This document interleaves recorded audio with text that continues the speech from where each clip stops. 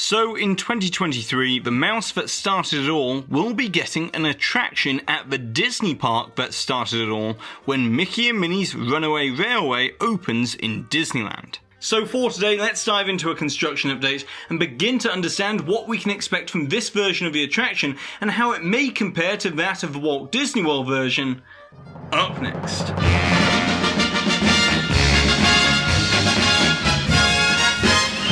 Hi there Waltineers, I'm Jack and this is of course DSNY Newscast, and you know what I'm going to say. Be sure to go and subscribe down below if you're new to the channel, hit that notification bell if you're already subscribed and you want to receive notifications, and now with all of that typical YouTuber stuff out of the way, let's get straight into the video. As when Disneyland finally reopened after over a year of closure because of a pandemic, guests rejoiced at the promise of experiencing just a little bit of normalcy and escapism after such a tough year. And within Disneyland, nearly everything was just the way it had been left 13 months prior. That is, with a major exception of Mickey's Toontown, as throughout the closure period, work continued to progress, albeit at a slower pace, on the construction of Disneyland's version of Mickey and Minnie's Runaway Railway. Now, despite this project being officially announced back in April 2019, much of the attention about Mickey and Minnie's Runaway Railway was understandably centered around Walt Disney World's version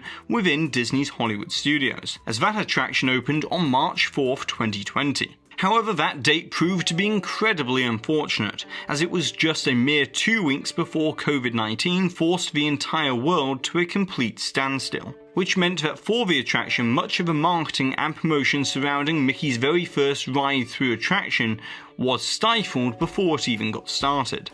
And when Walt Disney World reopened in July of 2020, guests still got their chance to experience this brand new attraction. However, much of the hype had prematurely been suppressed, with the typical big advertising campaign for a new attraction not happening. And that's because not only were the parks operating at a greatly reduced capacity, but also it would have been irresponsible in terms of optics to carry out a hard advertising push in the midst of a global health pandemic. So instead, this new family attraction has flown relatively under the radar this past year, and will probably be marketed alongside Remy's Ratatouille adventure to help kickstart the 50th anniversary celebrations of Walt Disney World on October 1st. But then that brings us to round 2 of what I consider, and many consider, to be a modern day classic attraction, as Disney gets the opportunity to make a big splash once again with Mickey and Minnie's Runaway Railway, but this time at Disneyland. And in many ways, it's the Disneyland version that will offer the most thematically logical and holistically complete experience. As unlike in Walt Disney World, where the attraction removed and replaced the great movie ride inside the Chinese theatre, in Disneyland, this is a completely new build from the ground up at the back of Mickey's Toontown, with Roger Rabbit's cartoon spin to remain as it is untouched. And instead, Mickey and Minnie's Runaway Railway will be the first major new addition to the land in its nearly 3 decades of existence. And thanks to wishful thinking and authorised Disney vacation planning agency, we have these clips that give us a look at the current state of construction. And we've got to talk about the elephant in the room, that is the subsequent 3 or 4 story tall show building that's extremely visible on the horizon of Toontown. As despite Disney's best efforts with a self-aware banner about the comical size and intrusion on the sightlines of the area, that's only going to be a temporary measure. Eventually the building should hopefully be completely hidden from sight by 2-dimensional landscapes, which will also add further immersion to the Toontown environment.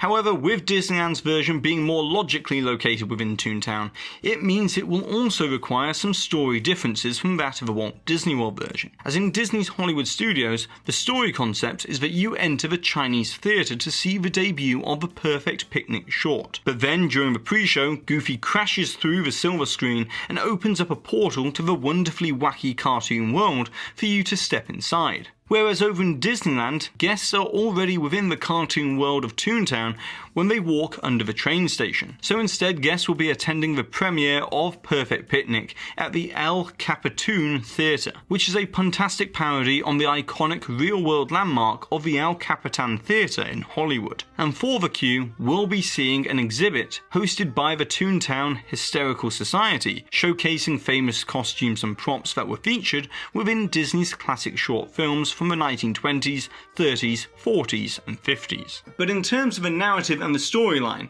these two attractions are supposedly going to be almost identical, in terms of the scene placement and story structure of entering the animated short, climbing aboard the Run-a-Muck Railroad, and then adventuring alongside Mickey and Minnie through various cartoon environments. Although the actual ride experience itself may differ quite a lot, and to understand why, we're going to need to dive into the show building size and layout.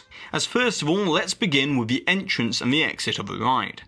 As before this was even officially announced in 2019, I reported that the Five and Dime and the Gag Factory stores were being earmarked as direct access to the attraction show building to be built at the back of Toontown, with those locations either being for the entrance or exit. And lo and behold, when Disneyland reopened, construction walls were installed around those locations. However, interestingly, construction walls have also been extended on over to the City Hall facade as well, which poses the question of which location will be the entrance to the attraction, as it certainly seems plausible that the City Hall facade could be easily transformed into the El Capitan Theatre, as the steps in the patio area in front of City Hall were only really used for characters to enter and exit from their meet and greets, and also had a few dining tables. So this is a relatively underutilized space that could better accommodate the protruding marquee entrance seen within the concept art. And then another reason for this is because the City Hall facade connects to the Five and Dime, and is as close as possible to where the show building is built. So, as can be seen in the concept art, I believe that what we're viewing is the City Hall area reimagined as the El Capitan Theatre, with the overflow outdoor queue space on over to the right hand side. And then this would leave the Five and Dime and the Gag Factory to be converted into the stereotypical exit through the Disney gift shop on the way out of the attraction. Now of course this has not been confirmed to be the exact configuration, but it does make sense, as there does not seem to be enough space in front of the Five and Dime to build out the entrance marquee without also requiring the removal of the town square gazebo as well. So for that reasoning, I think that City Hall seems to be the entrance and the Five and Dime will be the exit. But then we come back to the big difference between the Walt Disney World version and the Disneyland version of Mickey and Minnie's Runaway Railway, and that's not only the show building, but also how it's going to be accessed, as there is a reason for why this building has not been constructed completely flush against the land, and that's because Disney still requires a backstage access road here. So within the queue, Disney might decide to build straight across the backstage road and shorten this overall, or potentially they'll construct a tunnel connecting the entrance and exit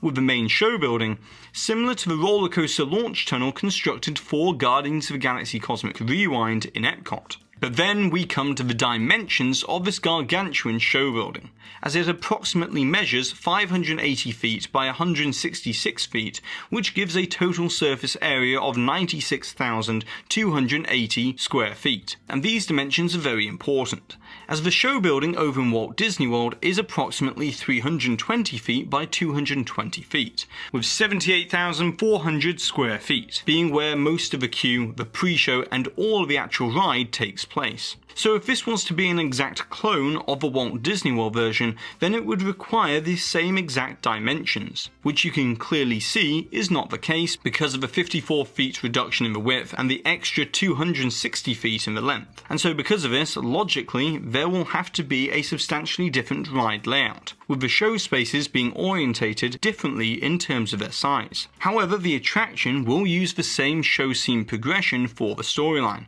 such as going from the Wild West to the Carnival and then into the Twister Room and beyond. Although at this point I've also got to mention that I've heard exclusively from a few sources that there will be at least one new scene, or maybe more, added to the Disneyland version, with a new scene rumoured to be added between the dance room and the boiler room scene. And the reason for this is not only because of the larger show building allows for more show space, but it's also probably a byproduct of trying to make the show spaces more uniform in size in the reduced width and the extended length, which has given Imagineering a little bit more space to connect the scenes. However, even though there might be more scenes, the narrative, the storyline and the sequence of the scenes should remain the same as that in Walt Disney World's version of Mickey and Minnie's Runaway Railway. And then the last thing to discuss about all of this right now is the opening time frame. as even though the attraction has been pushed back to 2023 instead of the original timeframe of 2022. In many ways, 2023 is much better, as it's significant for two very good reasons.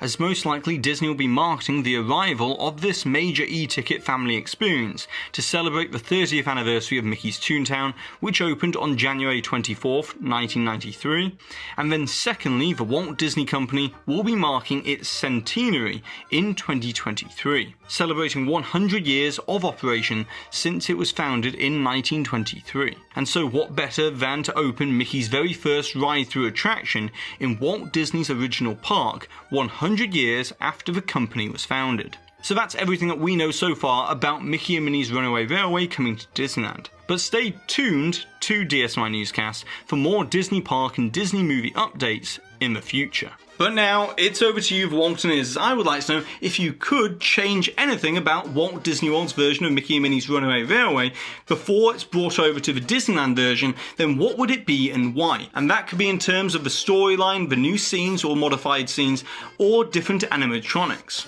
And as always, don't forget to put the timestamp for where the hidden Mickey appeared somewhere in today's video, along with your suggestion or your comment, so therefore that way you're in with a chance to win one of these official Waltineer Avengers-inspired pins. And congratulations to this Waltineer here for winning this suggestion from the previous video where I was talking all about the guide to the Avengers campus. And so that's it for today, so be sure to go and subscribe down below if you're new to the channel, hit that notification bell if you're already subscribed and would like to receive notifications, and if you've enjoyed today's video then be sure to give this video a massive thumbs up, and I've been Jack, you've been you, and I'll see you real soon.